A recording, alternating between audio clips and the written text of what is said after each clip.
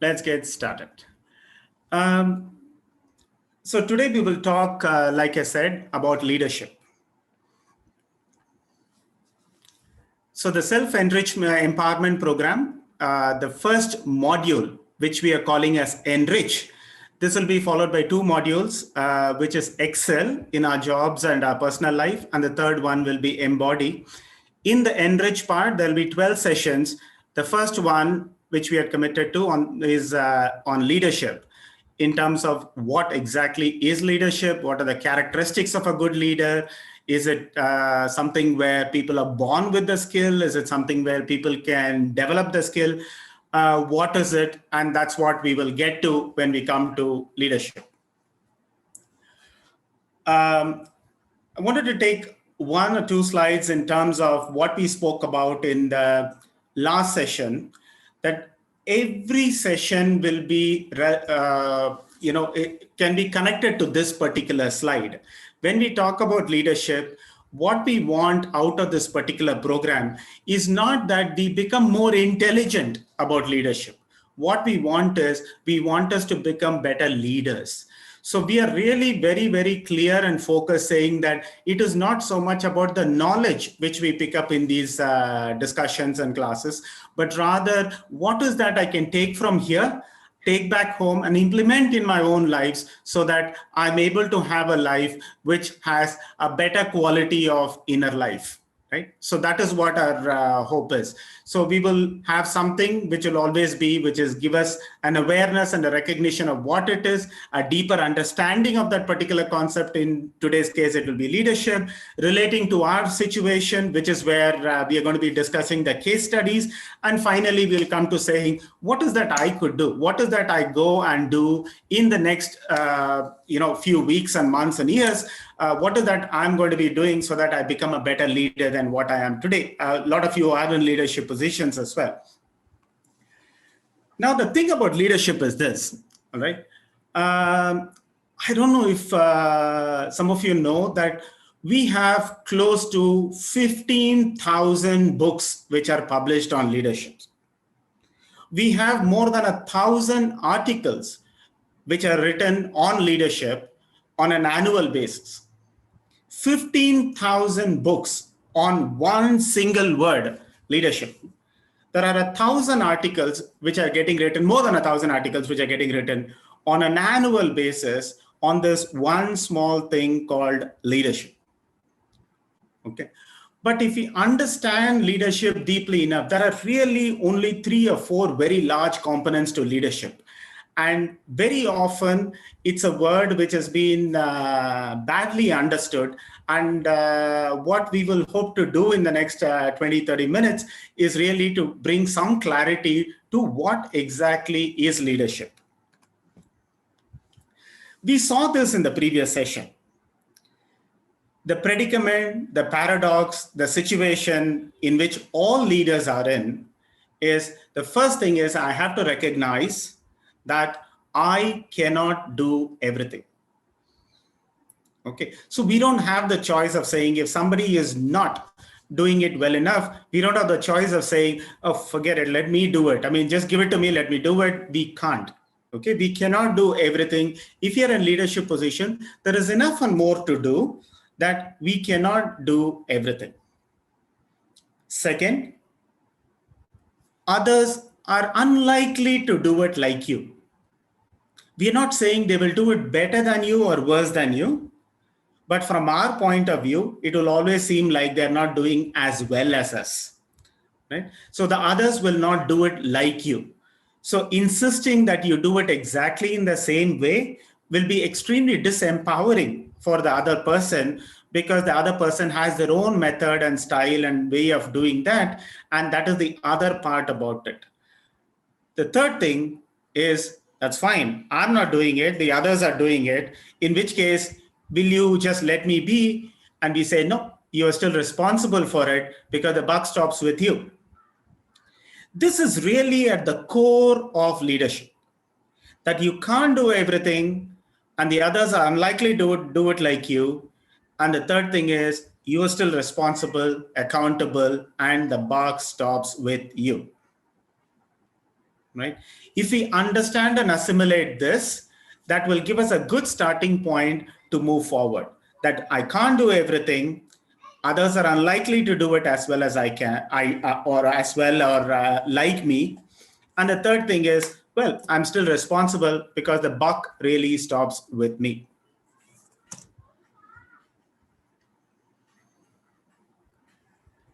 Okay. Now, I want us to think about who is a leader. Okay. I've just put a few pictures here. Okay, many of them we can recognize. Martin Luther King. I mean, now with the BLM movement and everything else, I mean, he is right in the center. Aung San Suu Kyi, or Bill Gates, or Steve Jobs, and we have plenty of them. Churchill and Malala, Mahatma Gandhi, Mother Teresa, Stephen Hawking. All these people are there. Okay? If you ask ourselves a question, who is a leader, and we will say one of these names. Mahatma Gandhi, of course, is an amazing leader. Mother Teresa is a leader. Mark Zuckerberg, who is there, is a leader. Angela Merkel is a leader. Martin Luther King. Every one of these people we'll talk about and say, these are all leaders. Now, I want to ask you this question, right? I'm going to show a bunch of words here. And I want you to think about which one of these words, not which one, which of these words describe a leader.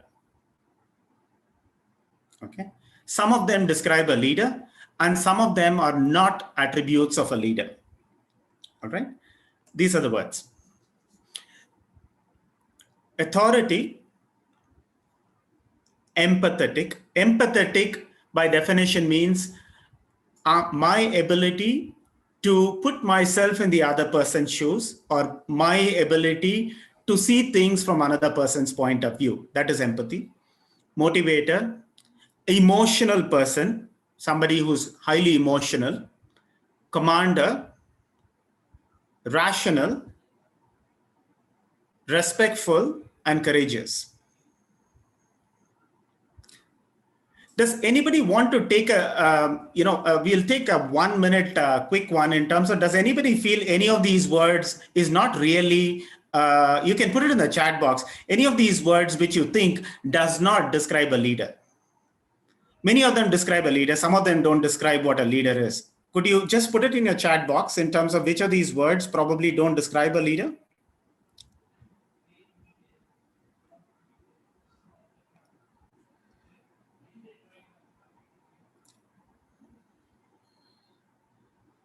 So we have a few responses, Ramesh, if you want. Yeah, can you read that, Aditi? I am not able to get my... So there is Miss Rajalakshmi ma'am says commander. We have responses from Vidya ma'am says commander and emotional. And Charna ma'am says authority in terms of forceful use. Okay. No, that's excellent. That's excellent. You know, I'm like really, really thrilled, because a lot of people, when you ask these set of questions, people would have normally said a word like emotional is not that of a leader. A word like commander and authority is very much a description of a leader. I'll tell you what, many of these words describe a leader. In my view, the two words which don't describe a leader are a person in authority and a person who's a commander. Every other word, to a large extent, describes a leader. My ability to put myself in the other person's shoes, empathetic. My ability to motivate somebody, being really emotional, is a very, very key strength of a leader, right?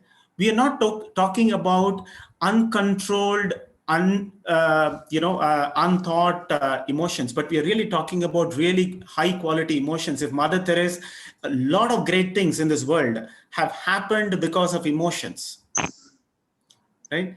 If Mahatma Gandhi didn't emote when he was thrown out of the first class compartment in South Africa, things would have been very different. If Mother Teresa didn't emote at the right time when she sees a certain situation and I want to work with people of this kind, then things would have been very different. Being emotional is a very key attribute of a leader. Rational, of course. Respectful and courageous. Yeah. But we always tend to describe leaders as something like this, as somebody who's an all-knowing superhero who stands tall, commands, and protects. No, it's not. And they are big and beyond us. That's the other thing. So these are some tall leaders we think of and say these are all big people, they're beyond us and stuff, things like that, because we think of them as commanders, political leaders, they stand on some big podium and deliver some big speeches and so on. And we think that's all that is there to leadership. None of these things are really quite descriptive of what a leader is. All right. I'm going to show a very tiny video of Spartacus. Spartacus was a slave in the Roman Empire, and Spartacus created some kind of a rebellion movement.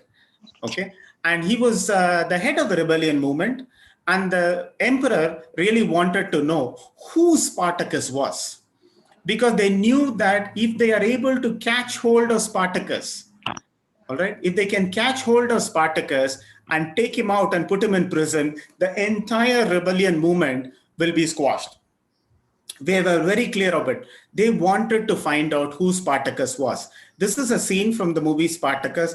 I want you to just go through this scene. Let me just share it with you. I bring a message from your master, Marcus Licinius Crassus, commander of Italy. By command of his most merciful excellency, your lives are to be spared. Slaves you were, and slaves you remain.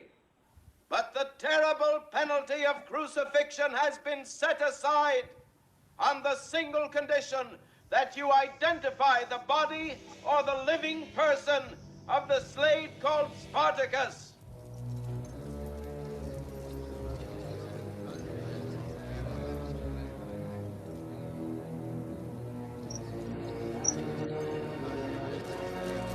I'm Spartacus! I'm Spartacus. I'm Spartacus! I'm Spartacus. I'm Spartacus! I'm Spartacus. I'm Spartacus. I'm Spartacus!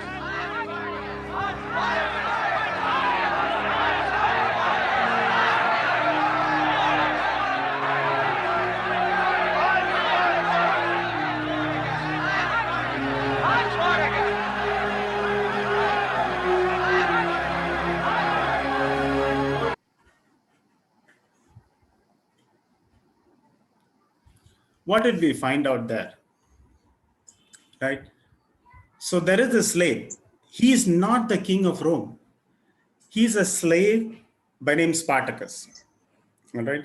The amazing thing about it is he comes up and says, he wants to say, I'm Spartacus.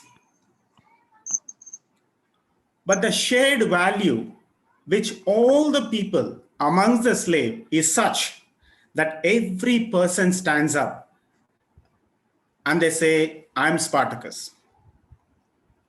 Spartacus, therefore, is not that individual. It is that movement. It is the rebellion. It is leadership. So leadership has got nothing whatsoever to do with position of power. Leadership is not authority. Leadership is not commanding people. None of that is leadership.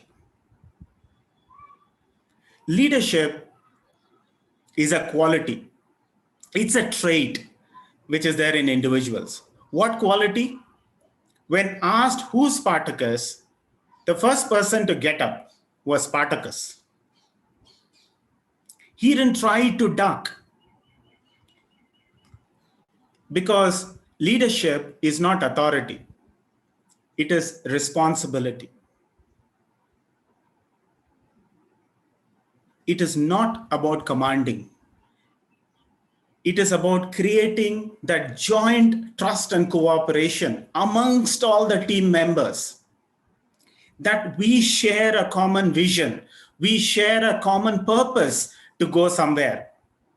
and to be able to coalesce the team around us. So the team is not really looking at you to give directions. The team is just using your directions because we are all journeying together towards a certain goal and a purpose and a vision which we have in front of us. Now that is a leadership. Leadership is not about, ultimately, it's not about coming and saying, whatever this sir says, whatever this madam says, I will listen to it. No, leadership is not about. Leadership is believing, making people believe in that particular vision, in that particular purpose which is there. And what we are going after is that vision and that purpose.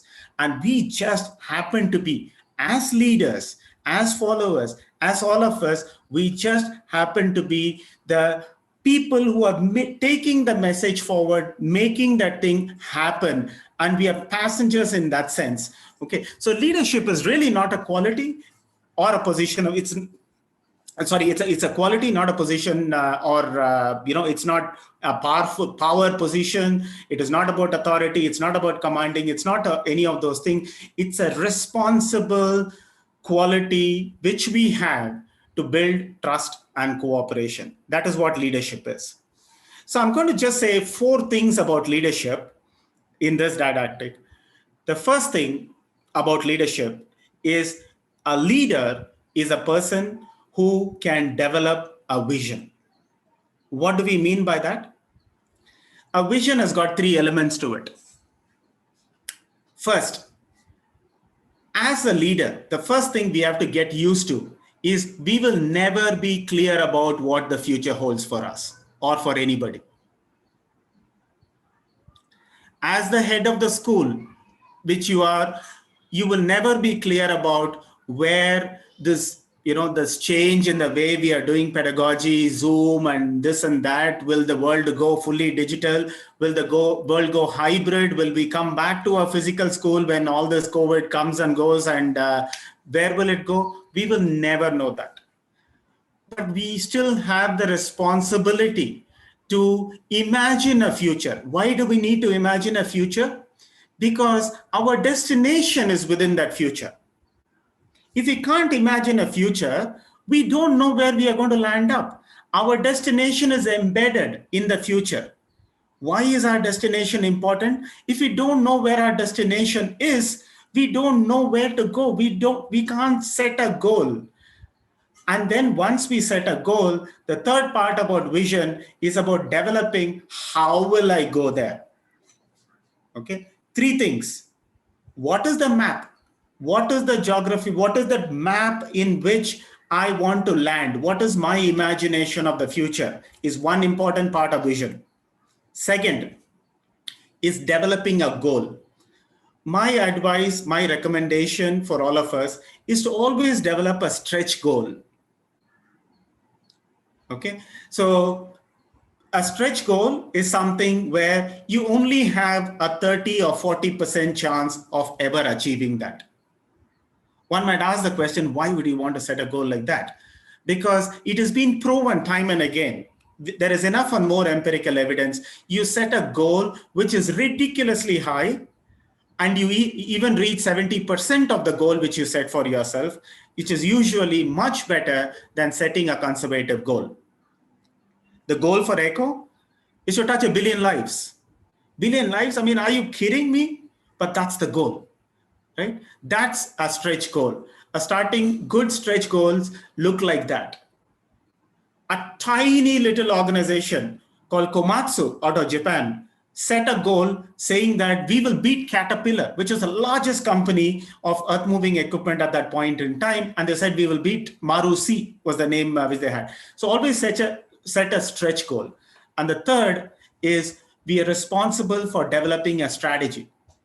A strategy is actually a very much maligned word. It's used in all kinds of things, but let me help understand what strategy is. You have a point of departure, which is where you are. You have a point of arrival, which is there in the future, which you have envisioned, and you set a goal, and that's where you want to land. How are you going to go there? right? If I set a goal saying that I want to get into a hybrid form of teaching or whatever it is, how are we going to get there? What are those elements which go into it? Those big elements which tell me how will I go there? The roadmap is really what strategy is all about. So vision is an important attribute of a leader. The second is about alignment. This is a tough thing for a leader. Very tough. Setting a vision is a cognitive process. Alignment is purely a very, very strongly emotional aspect. Alignment will not happen through just circulars and processes and stuff like that. Alignment never ever happens like that. Alignment comes through connection. What is alignment? The first thing about alignment is communication. You have to keep communicating what is the future looking like. It is an ambiguous future, but this is what my imagination of the future is. This is our collective imagination of what the future is. Reiterate, this is the goal we want to have. This is the strategy which we will follow. Continue to communicate clearly, communicate sincerely, and communicate as effectively and articulate as possible. These three elements to it. The second aspect of alignment is really about empathy. We have to understand it's not like I command, I tell, and everybody journeys with me. Everybody's journey is their own. And therefore, for some people, it will be difficult. Some people, it will not be all that difficult. Some people might have capabilities which are different from your capabilities. And we can't just say, can't you see? Can you not do it? If I can do it, why can't you? No. If you can do it, they might not be able to. And there are many things which they can do and I won't be able to do. Empathy is about our ability to understand what is the, what are the strengths of the person, putting ourselves in the other person's shoes and having that commitment towards that particular person. How do we develop that commitment? If we are able to listen to what they are saying, not hear. Not just here. These are not just words and sentences. And half the time when they are speaking, we might be rehearsing what responses we want to give. What we want to get to is truly a good quality listening. So if you're able to listen, and if you're able to get empathetic around their point of view, and we continue to communicate as clearly and sincerely and in an articulate fashion, alignment will happen. Alignment will happen slowly. It doesn't happen overnight because it calls for a lot of sincerity, a lot of good quality emotion for alignment to happen. The third aspect is about motivation. In the previous session, we talked about what is called the dispositional. In leaders, we talked about cognitive, emotional, and dispositional. What is the kind of disposition?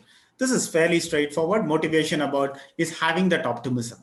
Not necessarily positivity at all points in time. It's about having that optimism. It's about having that can-do attitude. And then we have to lead by example. And the level of energy, the level of enthusiasm which we have will be palpable. The level of energy and that can-do attitude and leading by example is very important because ultimately leadership comes down to just one important thing. And that important thing is culture. What is culture? Culture is our shared, the Spartacus example is a great example of an awesome culture which they had, of true commitment to that rebellion movement which they had. Okay. One thing to understand in culture is no matter how many times we put up boards in terms of, these are our shared values, this is the culture of my school, this is the vision of my school, that is the mission of my school, and so on and so forth. Nobody even remembers it and it doesn't get followed. The important aspect about culture is people mirror what you do, not just kids, even adults.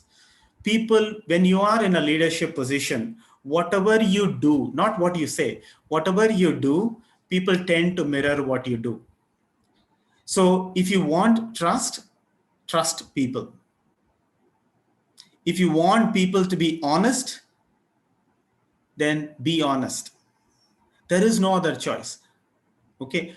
So it is not about, culture is not about talking. It's about embodying. And culture has to be, one small thing here is culture has to be aligned to strategy. So culture is not some standalone thing where I say, I really like people to be honest and forthright and everything else. Honest and forthright for what? For that particular journey, fine. Otherwise, culture, individual values, individual belief systems has got nothing to do with the organization culture. Organization culture is a set of shared values which we have as people in an organization. Okay. And we don't want to talk, we want to embody it. In my organization where I worked, okay, that's the last point before I leave the didactic. In the last organization where I worked, my boss was saying, at some point in time, we have got to the situation where we have our face towards our management and we have our back towards our customer. And he was saying we have to turn 180 degrees. Let's think about this one question, just this one question. Just imagine you are in your room as a principal, as the head coordinator, as a person who's running an IB curriculum, primary curriculum, and all that. And then you have your supervisor, your boss, which could be the management, which could be the principal, enter that particular room. And then you get engaged in an important conversation. At that point in time, there's a child who knocks the door and wants to come in and says, "Can I come in, ma'am?" Do we say, "Wait, I am in an important conversation," or do we say, "Okay, tell me what is that you want? And now tell me who's your," if we say, "Wait, now tell me who's our customer." Right? So we will take questions and answers now. Just reflect on that one small thing. And yeah. Any questions? I'm